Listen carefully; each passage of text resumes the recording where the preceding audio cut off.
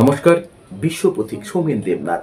কথা সামিল হয়েছিলাম, তারপরে তালিবানরা আমার রাস্তা থেকে ধরে এবং চোখ বন্ধ করে তাদের ডেরায় নিয়ে যায়। সেখানে আমাকে 4 দিন ধরে খুব টর্চার করে। চোখ বন্ধ করে রাস্তায় আমাকে ছেড়ে দিয়ে যায়। সেখান থেকে আবার নতুন যাত্রা শুরু হয়।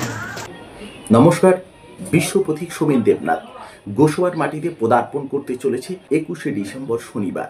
হ্যাঁ, আমি বিশ্বপথিক সৌমেন দেবনাথের কথা বলছি, যিনি সাইকেলে চেপে 191টা দেশ ভ্রমণ করেছিলেন। 191টা দেশের কাছে HIV সচেতনতার বার্তা পৌঁছে দিয়েছিলেন এবং বিশ্ব শান্তি এবং মৈত্রী প্রতিষ্ঠার জন্য নিজের জীবন উৎসর্গ করেছিলেন। সেই বিশ্বপথিক সৌমেন দেবনাথ গোসবার মাটিতে পদার্পণ করবেন 21শে ডিসেম্বর শনিবার বিকেল 5টা থেকে 22শে ডিসেম্বর রবিবার ভোর 6টা পর্যন্ত এক বিশেষ অনুষ্ঠানের আয়োজন করা হয়েছে। সেই আলোচনায় উপস্থিত থাকবেন বিশ্বপথিক সৌমেন দেবনাথ সহ সমাজের বিভিন্ন স্তরের মানুষ।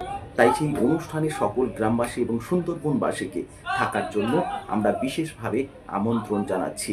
আর এই সমগ্র অনুষ্ঠানটি যেখানে অনুষ্ঠিত হবে সেটি হচ্ছে একদম গোসবা থানার পাশে মাস্টার পরেশ দেবনাথ মহাশয়ের বাড়িতে।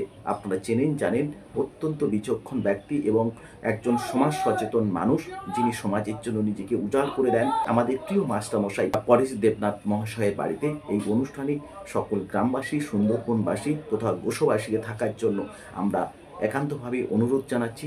আপনাদের আসার অপেক্ষায় আমরা রয়েছি। আপনারা আসলে এই অনুষ্ঠানটি সম্পূর্ণ সার্থক হবে। নমস্কার। 2004 সালে নিজের একটা ছোট্ট সাইকেল নিয়ে যিনি 7টা মহাদেশে 191টি দেশ পাড়ি দিলেন, তার উদ্দেশ্য ছিল দেশকে তথা সারা বিশ্বকে HIV থেকে মুক্তি দিতে হবে। এইডস থেকে প্রত্যেকটা মানুষকে বাঁচাতে হবে, প্রত্যেকটা মানুষকে বোঝাতে হবে HIV ক্যান্সারের থেকে কোনো মারান ব্যাধি হতে পারে। তার সেই উদ্দেশ্য, তার সেই স্বপ্ন সফল করার জন্য তিনি তার জীবনের ঝুঁকি নিয়ে একটার পর একটা মহাদেশ পাড়ি দিয়েছিলেন 7টা মহাদেশ পাড়ি, গিয়েছিলেন 191টা দেশে। সেখানকার প্রত্যেকটা রাষ্ট্রপ্রধান, রাষ্ট্রনায়কদের সঙ্গে তিনি কথা বলেছেন HIV সম্পর্কে। সেখানে তুলে ধরেছেন ভারতের সভ্যতা, সংস্কৃতি, ভারতের ঐতিহ্যকে বিশ্বের দরবারে তিনি আরেকবার পৌঁছে দিয়েছিলেন। দীর্ঘ 20 বছর তার সেই কঠিন সংগ্রামী জীবনে তিনি অতিবাহিত করে সুন্দরবনের মাটিতে পা রাখলেন। 17ই ডিসেম্বর রবিবার বেলা 11টা নাগাদ সুন্দরবনবাসীর সাধারণ মানুষ, বিশিষ্ট ব্যক্তিবর্গের উপস্থিতিতে তাকে বিশেষ সম্বর্ধনা দেওয়া হয়। সেই অনুষ্ঠানে সৌমেন দেবনাথ বিশ্বপথিক তিনি আমাদের শোনালেন তার বিশ্ব ভ্রমণের কথা। বিশ্বপথিকের মায়ের দেওয়া বেড কভার বেঁধে গাছে সারা রাত্রি যাপন করা, শিয়ালের হাত থেকে বাঁচা, কখনো বা রৌদ্রতে বরফে তার মায়ের দেওয়া মোটা কাপড় বিছিয়ে শুয়ে রাত্রি যাপন করা, এই রকম বহু ঘটনা তিনি আমাদেরকে জানালেন। আমরা মানুষ হতে এই পৃথিবীতে এসেছি, তো এটা আমার কাছে খুব বড় একটা অনুপ্রেরণা। আমি সেটা এই পথেই আমার পাওয়া। রাতের সময় আমি দেখলাম 4টে লেপার্ড, মানে 4টে চিতা, মানে বাবা এবং মা এবং 2টো বাচ্চা একসঙ্গে আমার ওই সাইকেলের সঙ্গে খেলা করছে।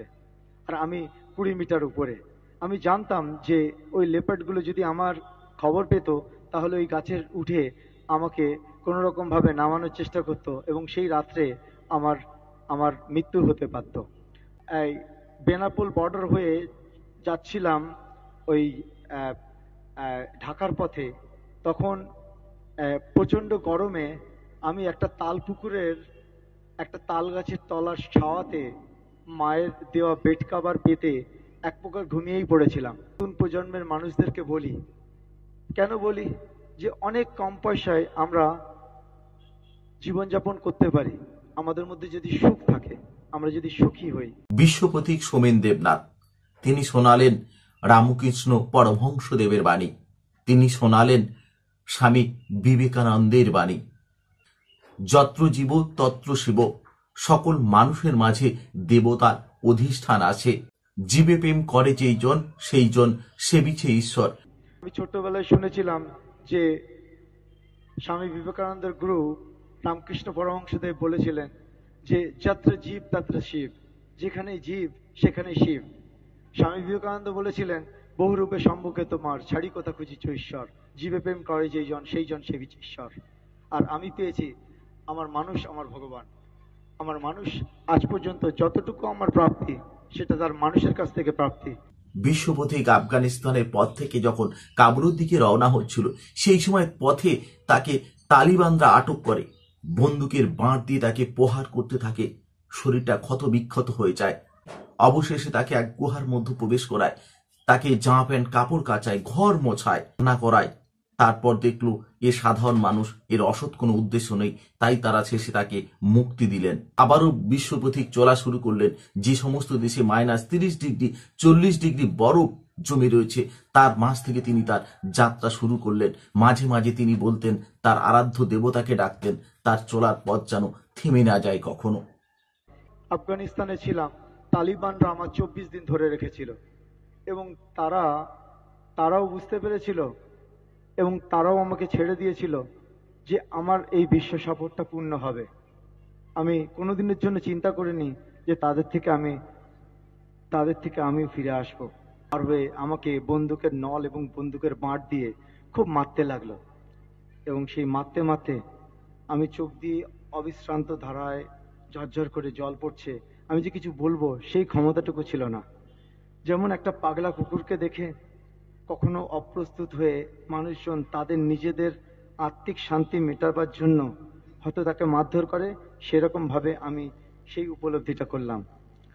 আমি ইন্ডিয়ান আর্মি নই, আমি একজন সাধারণ মানুষ। আমি সাইকেল নিয়ে বিশ্বভ্রমণ করতে বের হয়েছি এবং ইন্ডিয়ান এম্বাসিতে আমি একটা বন্ড দিয়েছিলাম যে আমার যদি কিছু হয় তাহলে তারা তার ভাগিদার নয়।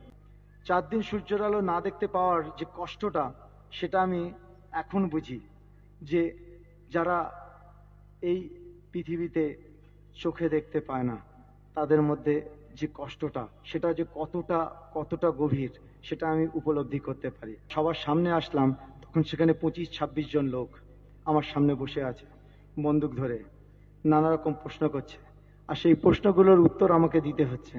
What do you think about মুসলমান? তুমি মুসলমান সম্পর্কে কি জানো?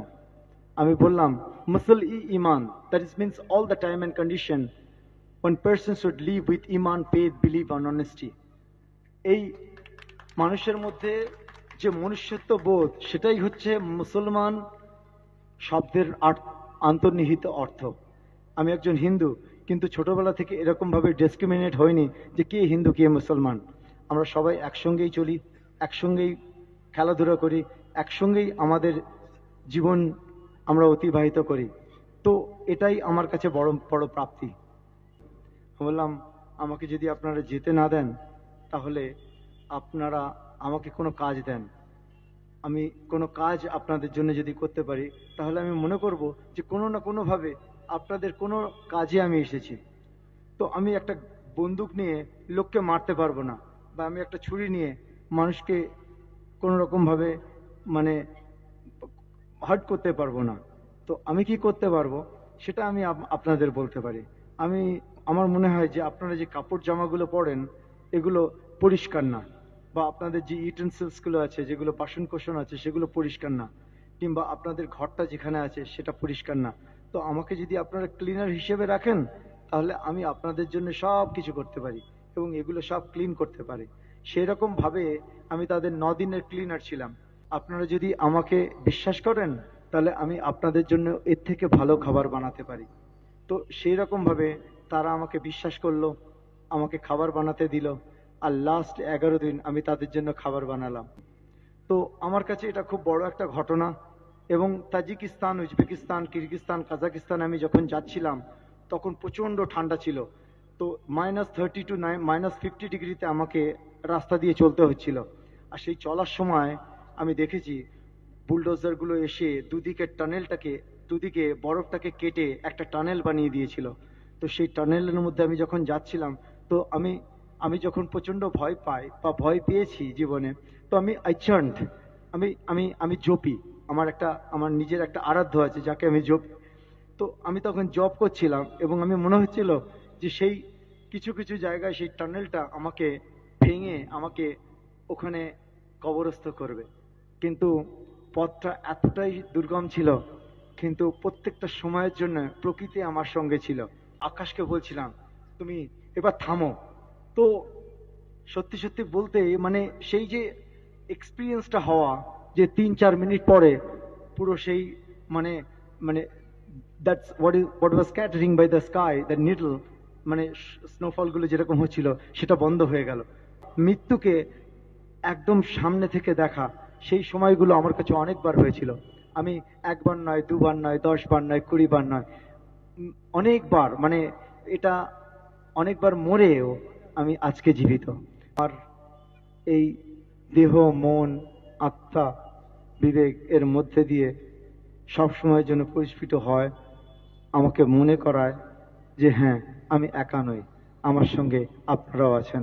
আজ অনেক অনেক মানে যাত্রাপথের মধ্যে অনেক সুন্দর সুন্দর ঘটনা আছে, আমি সেগুলো সব আমার বইয়ে লিখে রাখবো। আপনাদের সেই বই দেওয়া হবে এবং আপনাদেরকে সেই বইয়েরও একটা শরিক বানাবো ছিলাম। আমার কাছে একটা মাসায়ের মন্ত্রপুত সোর্ড আছে, একটা একটা তলোয়ার আছে, যেটা আমার সঙ্গে সব সময় আমি রাখি। ওরা সেই অশিক্ষিত মানুষ, কিন্তু ওরা যে মেজারমেন্টটা করেছিল সেই শোটা, সেটা আমার যখন আমি ফ্লাইটে নিয়ে যেতে হয় কিংবা শিপে করে নিয়ে যেতে হয়, আমি দেখি যখন ওই স্কেলটা মাপে ওটা তার মধ্যে। ওদের কাছে কোনো রকম স্কেল নেই, কিন্তু ওরা যে ছুরিটা বানিয়েছে সেটা এতটা অ্যাপ্রোপ্রিয়েট, যেটা আমাকে সব সময় জন্য আমার সঙ্গে রাখতে পেরেছি। সাউথ আমেরিকায় গেলাম, সেখানেও আমার অনেক ভালো ভালো স্টোরি হয়েছে। সামেনিজম, আন্টার্কটিকাতে পেঙ্গুইনদের সঙ্গে থাকা, মানে সান্ধ্য মানে প্রোগ্রামে অনুষ্ঠানের আয়োজন করেছেন। আমার বন্ধু বান্ধব যারা খুব কাছের বন্ধু তারা এখানে এসেছেন, আমার পরিবারের সবাই এখানে আছেন। আমার সকল এই সুন্দরবনবাসী এবং কলকাতাবাসীকে আমার প্রণাম এবং ভালোবাসা। অসংখ্য ধন্যবাদ, ভালো থাকবেন, শুভ সন্ধ্যা। বিশ্বপথিক রানারের মতন এক দেশ থেকে অন্য দেশে ছুটে চলেছে। বিশ্বের দরবারে তিনি এইচআইভির বার্তা পৌঁছে দেবেন, দেশ থেকে এইচআইভি মুক্ত করতে হবে। সর্বশেষ তিনি জানান, বিশ্বের মাঝে, দেশের মাঝে যে সমস্ত এইচআইভি রোগী আক্রান্ত এইডস দ্বারা, তাদের পাশে তিনি দাঁড়াবেন। তার 20 বছরের যে বিশ্বের অভিজ্ঞতা ভ্রমণের, সেটা তিনি বই আকারে সবার কাছে পৌঁছে দেবেন। আগামী দিনে বিশ্বপথিক তার নির্দিষ্ট লক্ষ্যে পৌঁছে যাক, তার স্বপ্ন সফল হোক। বিশ্বের দরবারে তিনি ভারতকে এক মহান ভারতবর্ষ রূপে বিশ্বের মাঝে, ভারত আবার জগৎ সভায় শ্রেষ্ঠ আসন লবে। সোমেন আগামী দিনে সুস্থ থাকুক, ভালো থাকুক, তার সুদীর্ঘায়ু কামনা করি চোখের আড়াল নেত্রালয়ের পক্ষ থেকে। সকলকে নমস্কার, ধন্যবাদ, সকলে ভালো থাকবেন।